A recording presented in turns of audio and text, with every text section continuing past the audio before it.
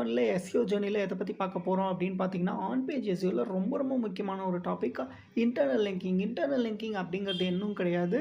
உங்க வெப்சைட்லேருந்து ஒரு பேஜ்லேருந்து இன்னொரு பேஜுக்கு போறது தான் வந்து இன்டர்னல் லிங்கிங் அப்படின்னு சொல்லுவாங்க. இன்டர்னல் லிங்கிங் எதுக்காக யூஸ் ஆகும் அப்படின்னா, ஒரு பேஜ்லேருந்து இன்னொரு பேஜுக்கு வந்து யூசர்ஸ் வந்து நேவிகேட் பண்ணி நம்ம வெப்சைட்குள்ளேயே வந்து தக்க வைக்கிறதுக்காக இன்டர்னல் லிங்க் யூஸ் பண்ணுறாங்க. அது போக என்னத்துக்கு யூஸ் ஆகுதுன்னா, ஒரு இன்ஃபர்மேஷன் படிச்சுட்ருக்காங்க. ஒரே பேஜில் எல்லா இன்ஃபர்மேஷனும் கொடுக்க முடியாது.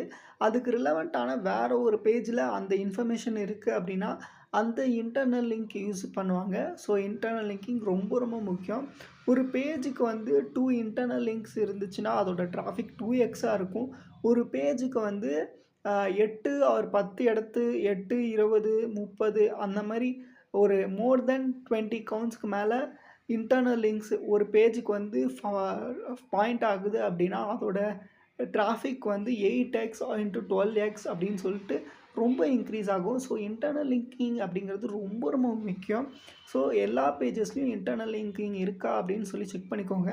சப்போஸ் இன்டர்னல் லிங்கிங் எந்தெந்த பேஜஸில் கம்மியாக இருக்குது அப்படிங்கிறத பார்க்குறதுக்கு கூகுள் சர்ச் கான்சோலில் லிங்கிங் அப்படின்னு சொல்லிட்டு இருக்கும். அந்த லிங்க்ஸில் போயிட்டு நீங்கள் வந்து இன்டர்னல் லிங்கிங் ஒரு பேஜுக்கு வந்து ஃபில்டர் பண்ணி பார்த்துக்கலாம். ஒரு பேஜுக்கும் ஹோம் பேஜுக்கு எப்போவுமே ஜாஸ்தியாக இருக்கும். சர்வீஸ் பேஜஸ்க்கு கம்மியாக இருக்கும். எந்தெந்த பேஜஸ்க்குலாம் இன்டர்னல் லிங்கிங் வந்து சிங்கிள் டிஜிட்டில் இருக்கோ அந்த பேஜஸ்க்குலாம் வந்து இன்டர்னல் லிங்கிங் வந்து பூஸ்ட் பண்ணுங்கள். ஸோ உங்களோட எஸ்இஓ ரேங்கிங் வந்து பயங்கரமாக இன்க்ரீஸ் ஆகும்.